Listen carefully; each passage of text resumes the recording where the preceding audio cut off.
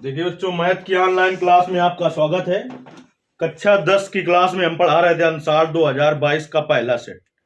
कल की क्लास में सवाल नंबर 5 के सभी भागों का हल देखा था। आज की क्लास में 6वें सवाल को हल करते हैं। कह रहा है सभी खंड कीजिए का नंबर प्रश्न है। दो क्रमागत सम संख्याओं के वर्गों का योग 224 है। संख्याएं ज्ञात कीजिए। 6वें का नंबर देखिए, अलग अलग तरीके से आपको क्रमागत सम संख्याएं माननी बताई गई होंगी। हो सकता है कि x+2 बताया गया हो, गलत तो ये भी नहीं है, लेकिन इसमें मान अगर कैसा रखोगे, सम तो सम आएगा और विषम रखोगे तो विषम आएगा। नहीं आ रहा है क्या? तो अगर मान 1 रखोगे तो 1 और 3 आ जाएंगी, और सम रखोगे तो सम आ जाएंगी। लेकिन यदि आप मान लें कि माना दो क्रमागत सम संख्याएं, माना दो क्रमागत सम संख्याएं 2x तथा 2x+2 हैं, तो इसमें देखिए मान x का सम रखो चाहे विषम, मान कैसा आएगा? सम ही आएगा। 1 रखो तो क्या आएगा? 2 और 4, 2 रखो तो 4 और 6, यानी इस तरीके से अगर आप मान लेते हो 2x और 2x+2 तो हर हालत में सम ही आएगा। तो हमने क्या मान ली? दो क्रमागत सम संख्याएं क्या है? 2x और 2x+2 है। प्रश्नानुसार कह रहा है दो क्रमागत सम संख्याओं के वर्गों का योग। तो पहली सम संख्या क्या मानी है? 2x का स्क्वायर, और योग का मतलब प्लस, और दूसरी क्या है? 2x+2 का होल स्क्वायर बराबर कितना है?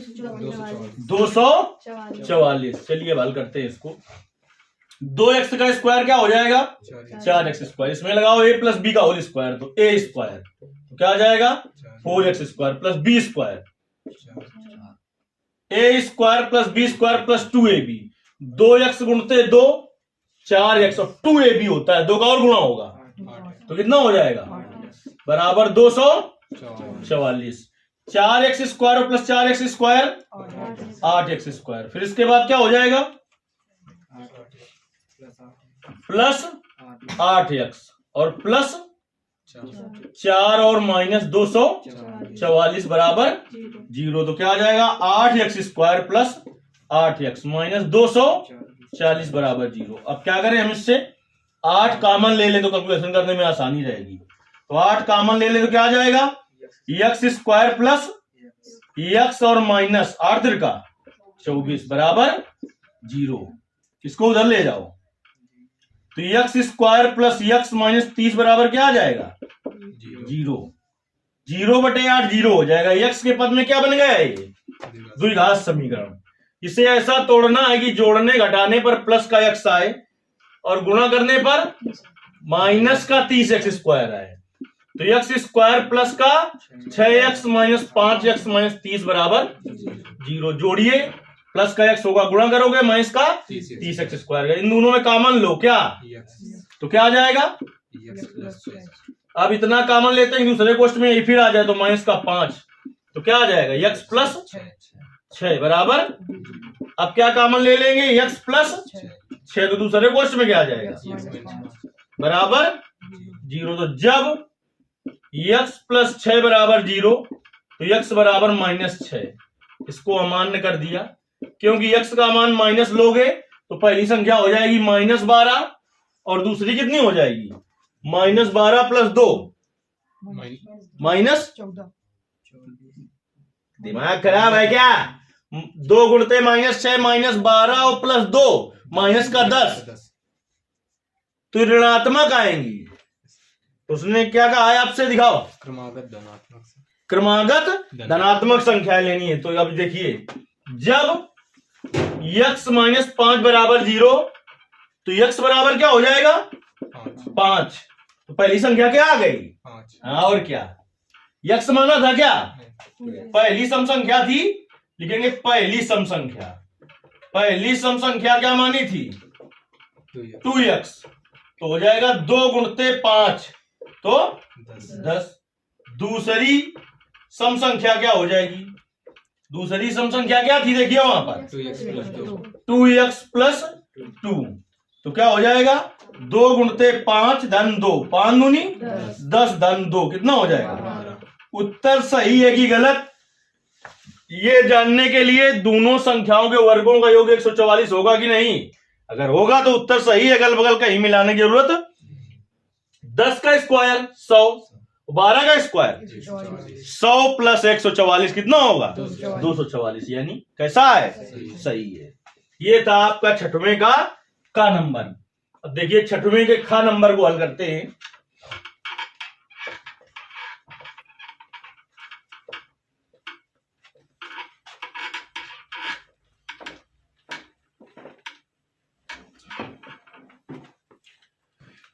छठवें का खा नंबर प्रश्न है, दी गई आकृति में, आकृति बना लेते हैं। देखिए बेटा पहले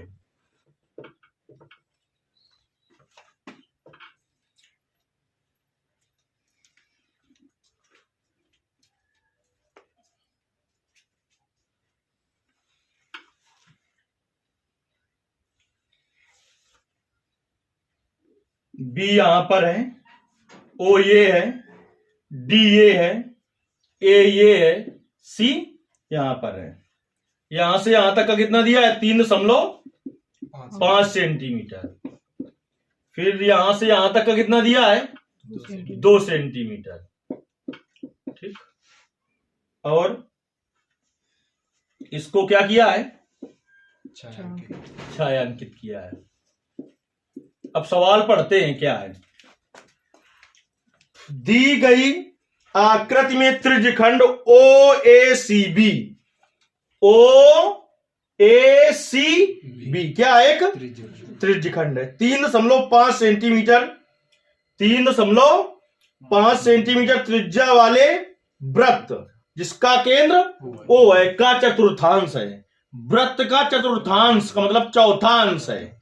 क्या है? चौथांश है। यदि OD बराबर 2 सेंटीमीटर, देखिए OD बराबर क्या है? 2 सेंटीमीटर। छायांकित भाग का क्षेत्रफल ज्ञात कीजिए। इस पूरे को इसने क्या बताया है? वृत्त का चतुर्थांश। तो वृत्त का क्षेत्रफल क्या होता है? पाई आर स्क्वायर। तो चतुर्थांश का क्षेत्रफल क्या होगा? 1/4 पाई आर स्क्वायर। ये तो पूरे का निकल आया, लेकिन नीचे वाला चाहिए। तो नीचे वाला क्या है? समकोण त्रिभुज।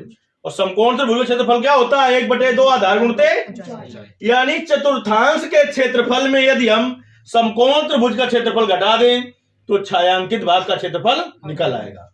निकल आएगा ना? चलिए लिखेंगे छायांकित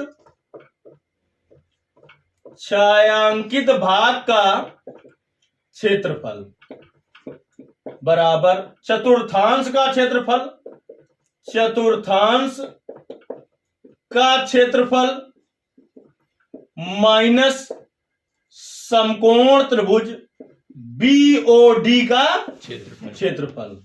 तो वृत्त का क्षेत्रफल होता है पाई आर स्क्वायर। चतुर्थांश है तो क्या होगा? माइनस समकोण त्रिभुज का क्षेत्रफल 1/2। आधार क्या है इसका? 3.5 गुणते ऊंचाई क्या है? 2 सेंटीमीटर। 2। अब देखिए 1/4 पाई का मान दिया है इसमें है? नहीं दिया है। 22/7 रख लिया। आर का मान कितना है? 3.5 का होल स्क्वायर माइनस 1/2 गुणते 3.5 और देखिए 2 से 2 हम काट दिया हमने, तो क्या बचा यहां पर? अब 3.5 पूरे से हम कॉमन लिए ले रहे हैं। क्या कर रहे हैं? तो क्या बचेगा बताओ? 1/4 गुणते 22/7 3.5 माइनस 1। इसको काट देते हैं। 7 पना तो 0.5। 2 दूनी गैर दूनी 22। अब देखिए कितना आ गया बेटा? कैलकुलेशन करना है हमें बस। 3.5 फिर क्या बचा? 1/2 गुणते 11 गुणते 0.5 माइनस 1। इससे इसको काट दें तो 5 दूनी 10, 5 दूनी 10। तो 3.5 फिर 5.5 गुणते 0.5 माइनस 1। तो 3.5 पचम 25 2 27 कई अंक बाद दशमलव 2 अंक बाद और -1 तो 3.5 गुणते 2.75 में घटा दोगे तो आ जाएगा 1.75। अब जल्दी से 1.75 गुणते 3.5 करिए। 1.75 गुणते 3.5। देखिए जो आपको पढ़ाया जाता है इसमें कुछ ना समझ में आए तो आपको कमेंट के द्वारा बताना होता है। अब आपको लगातार अंसाड़ का हल दिया जाएगा हाई स्कूल में भी और 1 जनवरी से इंटर का भी अंसाड़ का हल लगातार आपको दिया जाएगा। लगभग 70% चैप्टर ऐसे हैं हाई स्कूल और इंटर के जो कि आपके ऑनलाइन में आपको दे दिया गया है। ऑनलाइन में पिछली साल से पढ़े हुए हैं तो उनको अपना समय समय से देखते रहिए। देखिए गुणा करने पर आपका आएगा 6.125 और क्या है ये क्षेत्रफल है तो होगा सेंटीमीटर स्क्वायर। क्या होगा सेंटीमीटर स्क्वायर।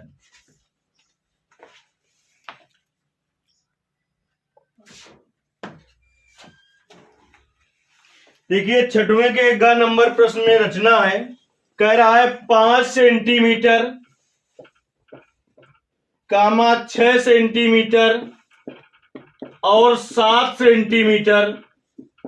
मोस्ट इंपॉर्टेंट रचना है ये बोर्ड पेपर में निश्चित आती है 4 नंबर की या 6 नंबर की। लेकिन नए सिलेबस के अनुसार अब प्रश्न चूंकि पहले था आपका 30 नंबर प्रोजेक्ट के होते थे 70 नंबर का पेपर होता था। नए सिलेबस में आपका 30 नंबर का प्रोजेक्ट है 20 नंबर के बहुविकल्पी हैं यानी इसके बाद है तो पेपर 70 नंबर का लेकिन 50 का है तो जो लॉन्ग वाले क्वेश्चन होंगे वो 8-8 नंबर के होंगे। तो 8 नंबर की विरचना आ सकती है नहीं तो 4 या आप 6 नंबर समझ लीजिए निश्चित ही आती है। कह रहा है 5 सेंटीमीटर 6 सेंटीमीटर 7 सेंटीमीटर भुजाओं वाले एक त्रिभुज की रचना कीजिए। फिर एक अन्य त्रिभुज की रचना कीजिए जिसकी भुजाएं दिए हुए त्रिभुज की संगत भुजाओं की 7/5 गुनी हो। यहीं से जान लेते हैं कि एक त्रिभुज तो सब कोई बना लेता है लेकिन जो समरूप त्रिभुज बनाना होता है वो इसके अंदर बनेगा कि बाहर बनेगा ये जान जाओ तो सवाल गलत नहीं हो सकता है। तो इसको सरल करते हैं। भाग देने पर यानी सरल करने पर यदि 1 से बड़ा है 1 से बड़ा है तो जो समरूप त्रिभुज बनेगा वो बाहर बनेगा। अगर जो यहाँ पर दिया हो इतने अनुपात इतने में विभाजित हो जैसे दिया होता 5/7 तो इसको सरल करने पर मान क्या आता है 1 से छोटा और मान 1 से छोटा अगर आए बेटा तो जो त्रिभुज बनेगा वो इस त्रिभुज के अंदर बनेगा। बस यहीं से समस्या हल हो जाती है। देखिए लिखा हुआ दिखाई पड़ रहा है साहब। अब देखिए किसी एक को आधार मानकर बना लेंगे कोई एक भुजा चाहे आधार 5 का मान लो चाहे 6 का मान लो चाहे 7 का मानने के ऊपर है आपके। तो मान लेंगे जैसे ए बी बराबर हमने मान लिया 5 सेंटीमीटर और बी सी बराबर 6 सेंटीमीटर मान लिया मान लो और सी ए बराबर मान लिया 7 सेंटीमीटर। तो अब यहां पर ए बी बना लो चाहे बी सी और चाहे सी ए। तो जैसे कि हम बी सी बनाए ले रहे हैं क्या बनाए ले रहे हैं क्या सेंटीमीटर की रेखा खींचेंगे बीसी 6 सेंटीमीटर की एक रेखा खींच ली बीसी। कितने सेंटीमीटर की बेटा 6। अब देखिए इधर ए होगा तो ए बी भुजा कितने की है 5 सेंटीमीटर। तो बिंदु बी से 5 सेंटीमीटर का चाप लेंगे और बिंदु बी से लगा देंगे। क्या सेंटीमीटर का चाप लोगे 5 सेंटीमीटर का चाप पटरी से नाप के प्रकाल में ले लोगे और बिंदु बी से क्या सेंटीमीटर का चाप लगा दोगे 5 सेंटीमीटर का बिंदु बी से चाप लगा देना आप। अब इसके बाद सीए कितने की है 7 की तो अब 7 सेंटीमीटर का चाप लोगे और बिंदु कहां से लगा दोगे सी से। जहां पर काटेगा वहां पर क्या मिल जाएगा ए मिल जाएगा और आप आराम से पटरी रखकर ए से लो सिलेट दो ए से बी को मिला लोगे और ए से सी को मिला लेना। तो ये एक ऐसा त्रिभुज बन गया है जिसकी भुजाएं क्या सेंटीमीटर है। ये है 5 और ये है 6 और ये 7 सेंटीमीटर। इतना तो बना लोगे। अब इस बिंदु से न्यून कोण बनाती हुई रेखा नीचे को खींची जाती है। कौन कोण बनाती हुई? न्यून कोण किसे कहते हैं? 0 अंश से बड़ा और 90 अंश से छोटा, उस कोण को कहते हैं न्यून कोण। तो एक देखिए यहां से बिंदु बी से एक चाप लगाओगे आप ऐसे, एक बार ऐसे चाप लगाया और इसको काट दिया तो कौन सा कोण बनेगा? 60 का। लेकिन नीचे ज्यादा चला जाएगा चित्रना, ये भी तो न्यून कोण है लेकिन नीचे ज्यादा चला जाएगा, इसलिए हम 30 अंश का बना रहे हैं। तो एक तो वहीं से बढ़ा दिया और यहां से रख के ऐसे काट दिया। कौन सा कोण बन गया? 30 अंश का। 60 का आधा हो गया 30 अंश का कोण बनाती हुई एक रेखा खींच दिया।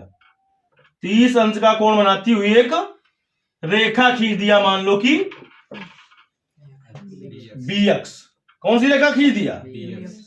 अब देखिए 7/5 है, तो इसमें बड़ा कौन है? अंश की हर जो बड़ा हो, ऐसा नहीं कि नीचे जो है कि ऊपर जो है उससे मतलब नहीं है। बड़ा कौन है? जो बड़ा हो उतने एक चाप बराबर बराबर दूरी पर लगा दिए जाते हैं। 5 बड़ा की 7, जैसे लिखा होता 3/8, तो कितने चाप लगाते हैं? 8। ऊपर नीचे से मतलब नहीं है चाप लगाने में। बड़ा कौन है? तो बड़ा कौन है इसमें? 7। तो 7 बराबर बराबर दूरी पर चाप लगाएंगे। क्या करेंगे? बराबर बराबर दूरी पर 7 चाप। 1 2 3 4 5 6 और 7। इसको लिख दिया बेटा B1, इसको लिख दिया B2, B3, B4, B5, B6 और B7। इतने में कोई दिक्कत? अब इधर जो लास्ट में बिंदु है उसमें उससे किसको मिलाएंगे? B7 को भी। B5 में तो जो बटे में हो, बटे में 7 है कि 5, तो इस वाले से किसको मिलाया जाएगा? C से B5 को मिला देंगे। C से किसको मिला देंगे? अब तुम्हें पता है पहले ऐसे कि त्रिभुज कहां बनेगा? बाहर बनेगा। तो आपको पटरी रख के तुरंत इस रेखा को भी बढ़ा लेना है आगे, सीधे वैसे जैसे थी, और फिर इस वाली भुजा को भी बढ़ा लेना है ऊपर की ओर। क्या करोगे? ऊपर की ओर बढ़ा लेना है। अब इसके बाद देखिए क्या करोगे। जो आपकी CB5 रेखा खींची है, इसी के समांतर रेखा B7 से खींचना है। तो समांतर रेखा खींचने के 2 तरीके बताए थे, रचना पढ़ाई थी जब हमने। एक तो पटरी रखो और खिसकाते चले जाओ, जहां B7 मिल जाए वहां पर रुक जाओ और यहां पर चिन्ह लगा दो। दूसरी चाप के द्वारा। तो खिसकाने वाले से एक बार गलत हो सकता है, लेकिन चाप द्वारा समांतर रेखा खींचने से गलत नहीं होता है। तो क्या करोगे? B5 में रखोगे प्रकाल की नोक और एक चाप लगा दोगे ऐसे। B5 में रख के ऐसे लगा दोगे। ये उठाकर कहां लगा दोगे? B7 में ऐसे लगा दोगे। कुछ दिक्कत नहीं। अब प्रकाल की नोक यहां पर रखोगे और इतना फैलाओगे कि पेंसिल की नोक यहां पर आ जाए, और यही यहां पर रखकर ऐसे काट दोगे। अब B7 से इसको मिलाती हुई रेखा खींच देंगे। देखिए बेटा B7 से इसको मिलाती हुई रेखा खींच देंगे, जहां से कटा है वहां से जाए और सीधे। तो जैसे हमने इसके समांतर खींची है तो और आगे जा रही है, तो इसे देखो क्या करोगे? और बढ़ा दोगे। तो इस जगह इसने काट दिया। तो यहां पर C था, तो ये क्या मिल गया हमें? C' मिल गया। अब हमें AC के समांतर रेखा खींचनी है। किसके समांतर? AC के समांतर। तो इस भुजा को थोड़ा और बढ़ा लेते हैं। ज्यादा बड़ी हो जाए कुछ दिक्कत नहीं, लेकिन छोटी नहीं होनी चाहिए। फिर देखिए चाप के द्वारा समांतर रेखा खींचते हैं। तो C में रखकर एक चाप लगा दोगे ऐसे। इस चाप की माप नहीं होती अपने अनुसार कुछ, ये उठाकर कहां लगा दोगे? C' में लगा दोगे। अब इसके बाद यहां से यहां तक की दूरी ले लेना है तुम्हें। तो इतनी दूरी ले ली। अब यही दूरी इस पर लगा दिया चाप। अब C' से इस चाप को मिलाती हुई सीधी रेखा खींच देना है आपको ऐसे। मोस्ट इंपॉर्टेंट रचना है, निश्चित ही बोर्ड पेपर में आनी है, मान लीजिए आप। यदि ना समझ में आए तो आपको कमेंट करना है। वैसे चैनल में बहुत सारी रचनाएं पड़ी हुई हैं, लेकिन फिर भी नहीं समझ में आ रहा है तो आपको बता देना है। यहां पर क्या हो जाएगा? ये पहले था यहाँ पर ए डैश। अब हेडिंग डाली जाएगी रचना के चरण। एक या नंबर का तो आएगी नहीं रचना का भी, अगर 2 नंबर की आती है तो रचना के चरण नहीं लिखने होते हैं, लेकिन 4 या 6 नंबर की हो तो कहे तो रचना के चरण लिखो, ना कहे तब भी लिखो। अब हेडिंग डाली जाएगी रचना के चरण। देखिए बेटा रचना के चरण में रटना कुछ नहीं होता, जैसे जैसे चित्र बनाया है वही लिखेंगे। तो हेडिंग डालेंगे रचना के चरण और नंबर 1 में लिखेंगे सर्वप्रथम 6 सेंटीमीटर की बीसी रेखा खींचिए, तो किया था। अब दूसरे नंबर में लिखेंगे बिंदु बी से 5 सेंटीमीटर और बिंदु सी से 7 सेंटीमीटर का चाप लगाया। अगले नंबर में लिखेंगे यह दोनों चाप एक दूसरे को जहां पर काटते हैं उसे ए लिख दिया। ए से बी को और ए से सी को मिलाया। इस प्रकार से एक त्रिभुज ए बी सी की रचना हुई जिसकी भुजाएं 5, 6 और 7 सेंटीमीटर है। अगला नंबर बिंदु बी से न्यून कोण और कोष्ठ में कैंस का कोण बनाया 30 अंश का कोण बनाती हुई रेखा बीएक्स खींची। फिर अगला नंबर लिखेंगे, नंबर बढ़ाते रहेंगे। इस बीएक्स रेखा पर बराबर बराबर दूरी पर 7 चाप क्रमशः B1, B2, B3, B4, B5, B6 और B7 लगाए। फिर अगला नंबर बढ़ा देंगे, लिखेंगे C से B5 को मिलाती हुई रेखा CB5 खींची तथा CB5 के समांतर रेखा B7C डैश। पहले ये नहीं लिखेंगे C डैश पहले तुम्हें पता था क्या? कब पता चला? जब B7 से रेखा खींची किसके समांतर? B5 की। तो क्या लिखेंगे बेटा? B5C के समांतर या CB5 के समांतर रेखा B7C डैश खींची तथा CA के समांतर रेखा C डैश A डैश खींची। इस प्रकार से अभीष्ट त्रिभुज जो मेन रचना जो बनी वो ये है, उसको डार कर देखो पटरी रख के, एक बार और चला दोगे पेंसिल। अभीष्ट क्या है? A डैश B और C डैश। अभीष्ट त्रिभुज A dash B C dash की रचना हुई जिसकी भुजाएं मूल त्रिभुज की भुजाओं की 7/5 गुनी है। मोस्ट इंपॉर्टेंट रचना है। अब चलिए 6वें के लास्ट प्रश्न पर आते हैं। 6वें का घ नंबर देख लेते हैं क्या है। ये था 6वें का घ नंबर। अब किस प्रश्न पर आ जाएंगे? 6वें के घ नंबर पर। देख लीजिए, दिखाई पड़ रहा है साहब? 6वें का घ नंबर प्रश्न। तो देखते हैं बेटा कि एक चीज हम तुम्हें बताए दे रहे हैं, समांतर माध्य, माध्यिका और बहुलक से कम तुम्हारे 5 नंबर तो आने कम से कम, और कभी कभी होता है 8 से 10 नंबर भी आ जाते हैं। यानी ये भी तीनों बहुत इंपॉर्टेंट चीज हैं। पेपर में निश्चित आएगा, कोई ना कोई तो आएगा। हो सकता है कि एक से ज्यादा भी चीजें हो जाएं। जैसे कि कल देखा था, एक सवाल था समांतर माध्य का, आज सवाल आ गया माध्यिका का। 4 नंबर का वो भी था और 4 नंबर का ये भी। कितने नंबर हो गए? 8 नंबर हो गए। कह रहा है निम्नलिखित बारंबारता बंटन सारणी से माध्यिका ज्ञात कीजिए। एक कॉलम में लिखा है बेटा वर्ग अंतराल और दूसरे में लिखा है बारंबारता। तो देखिए बहुत आराम से समझा रहे हैं। माध्यिका और माध्यक एक चीज है, समांतर माध्य कहे या माध्य कहे तो वो एक चीज है, लेकिन माध्यक कहे तो उसका मतलब माध्यिका है। लेकिन इसमें साफ साफ कह दिया है माध्यिका। 0 से 10, फिर क्या है? 10 से 20, 20 से 30, 30 से 40, 40 से 50। तो जो बच्चे ऑनलाइन पढ़ते हैं उन्हें ज्यादा से ज्यादा वीडियो शेयर करना होता है जिससे और भी लोगों का फायदा हो सके। तो देखिए संचयी बारंबारता कॉलम बनाया जाएगा अगला। क्यों? क्योंकि माध्यिका ज्ञात करने में संचयी बारंबारता की आवश्यकता पड़ती है। तो अगला कॉलम का बना दें संचयी बारंबारता का। देखिए बेटा संचयी बारंबारता कैसे निकालते हैं। पहले बारंबारता लिख लें कि क्या क्या दिया है। 6, फिर 9, 12, 8, 15। देखिए संचयी बारंबारता कैसे निकालते हैं, सीख लेते हैं। वो पहला जो बारंबारता है जो वही रख देते हैं 6, फिर आगे जोड़ते हैं 9, 6, तो 15 में फिर 12 जोड़ेंगे, कहाँ 28, 27 और 8 35 और 15 50। तो वर्गीकृत आंकड़ा है, तो यहां से n बराबर कितना निकला 50। चूंकि n बराबर 50 इसलिए n/2 बराबर 50/2 यानी कि 25। अब देखिए 25 किस में आएगा, 15 से ज्यादा है, 27 से कम है, किस में आएगा 27 वाले में। इसके सामने चले आइए, वर्ग अंतराल की निम्न सीमा, पहले सामने चले आओ वर्ग अंतराल में, तो ये इसके सामने है, ये इसके सामने है और ये इसके सामने है, तो चले आओ।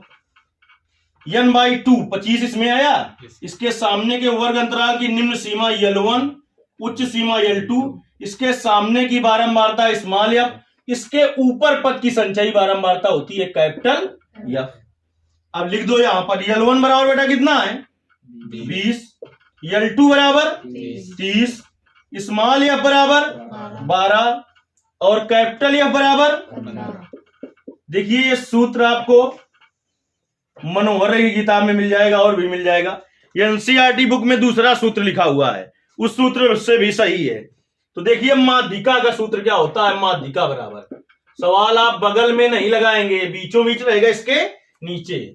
माध्यिका बराबर होता है बेटा L1 plus L2 minus L1 बटे स्मॉल f और n/2 माइनस कैपिटल F। ये भी सूत्र सही है। अब L1 का मान केवल रखना, L1 का मान कितना है 20 प्लस L2 का मान 30 माइनस L1 का मान 20 बटे स्मॉल f का मान 12, n/2 का मान कैपिटल F का मान 15। तो देखिए बेटा 20 धन 30 माइनस 20 बटे गुणते 25 माइनस 15 10, काट सकते हैं इसको कैसे, 4 से, 4 3 12 और 5 को क्या है, नहीं समझ में आया क्या, 4 से काटा है, कहाँ 4 से कट जाएगा, 2 से काट रहे हैं, 6 दूनी 5 दूनी 10, 20 धन 10 बटे 6 गुणते 5, देख लीजिए 2 से और काट दे, 3 दूनी 6 और 5 दूनी 10, 20 धन 25 बटे 3।